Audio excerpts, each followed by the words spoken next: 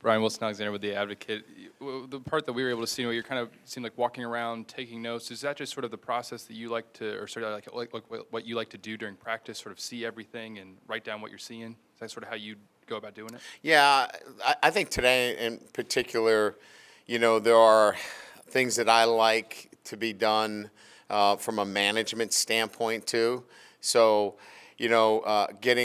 getting all the things managed on the field the right way with our student managers, equipment, medical staff. Those things are important to me as well, and the way things are laid out from period to period. And then within the drills themselves and making sure that they're the right coaching points. So, but generally I'm moving around the practice. I tend to probably go 70-30 offense to defense. That's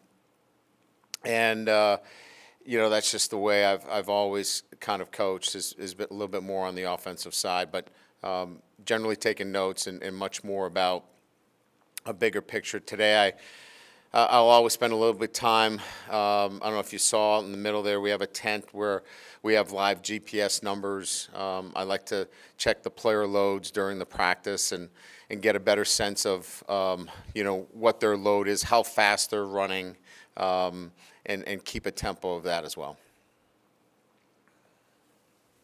Hey, Coach. Shea Dixon with 24/7. You've talked about addressing some needs through the portal and some positions that you still would like to address, but as you kind of went through that evaluation process, were there some positions, or are there now, that you did feel good about? You liked kind of the guys or the depth you had? Oh, yeah.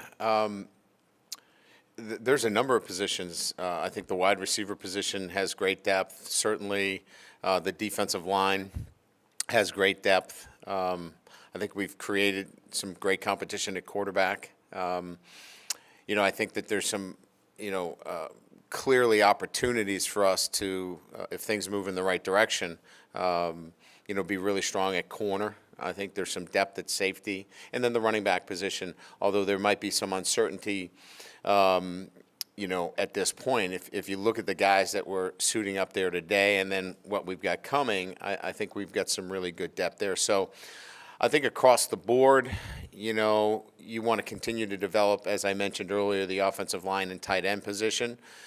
I think we're still looking at, how we're going to play that outside backer position, that nickel Sam.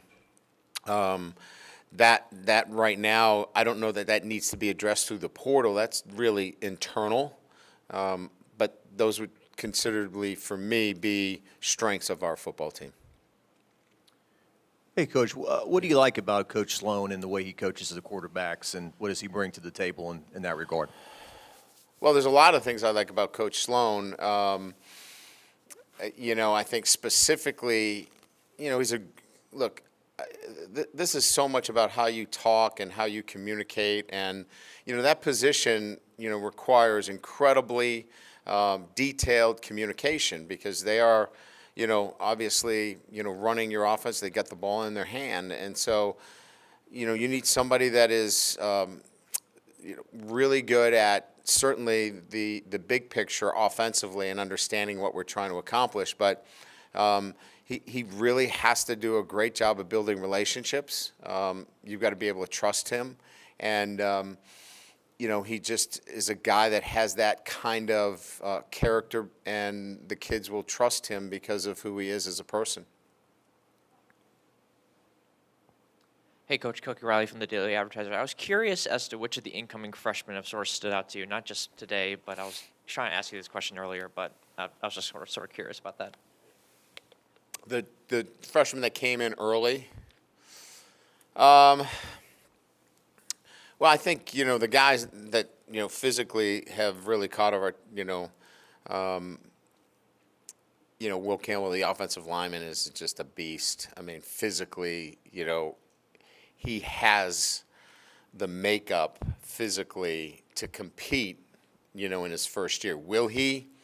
I couldn't tell you right now. It's too early to tell. But, the way he's kind of shown himself in the weight room, he has the physical traits to compete early on. I'm not here to, pound the table for him that he's ready to start. But physically, he doesn't look like a normal freshman offensive lineman coming in. So that's one guy that kind of stands out to me.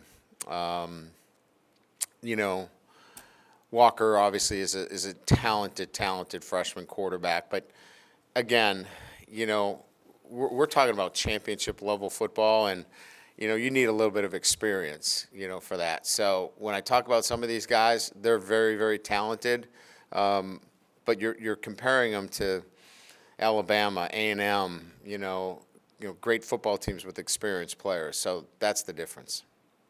Coach Mike Scarborough with TigerBait.com. Talk about the sense of urgency and the pace that was out there today. It was really at a higher level than we've seen in the past. But how much is that scripted beforehand, and do you have an idea before you even get out there how much you're wanting to get in each period? And also Walker Howard throwing with the thumb. Did y'all expect him back and be able to throw this early?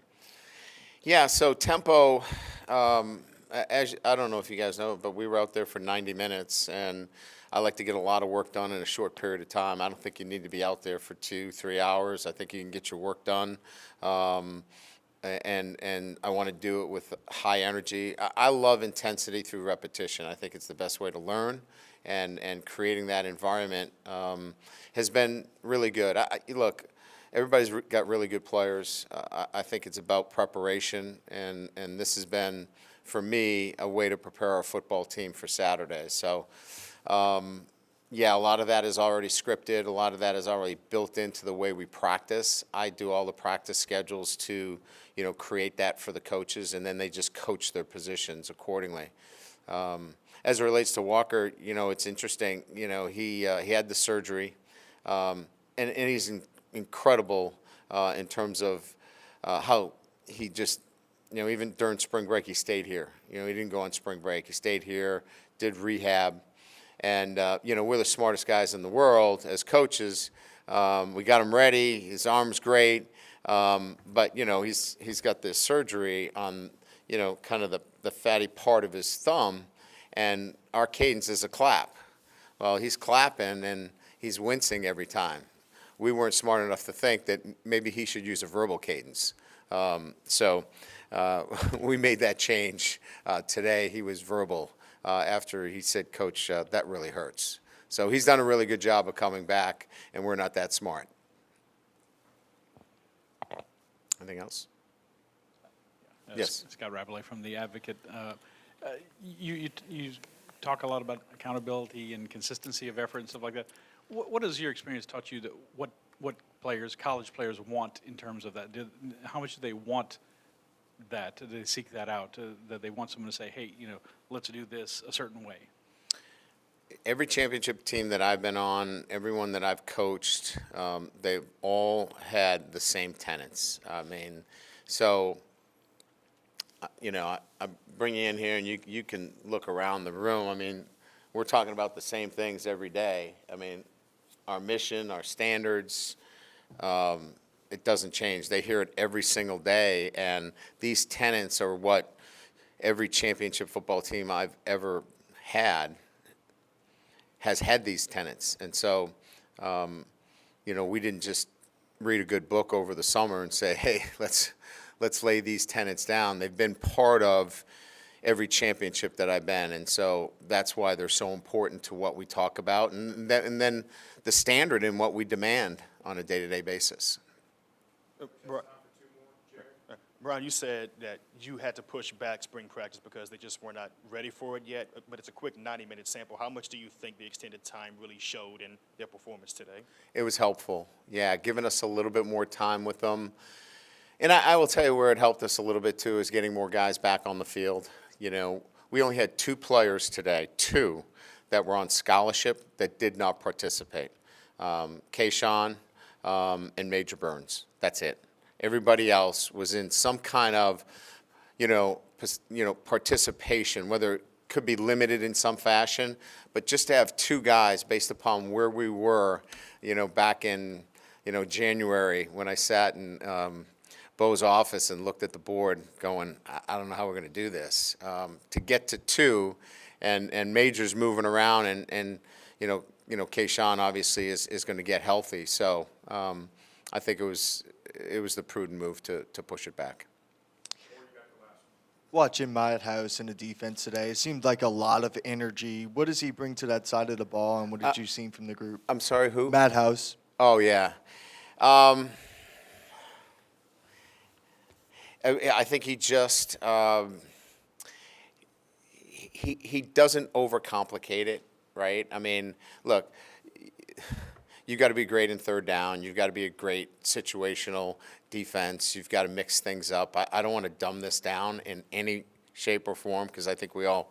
I don't want to. Everybody knows football in here, right?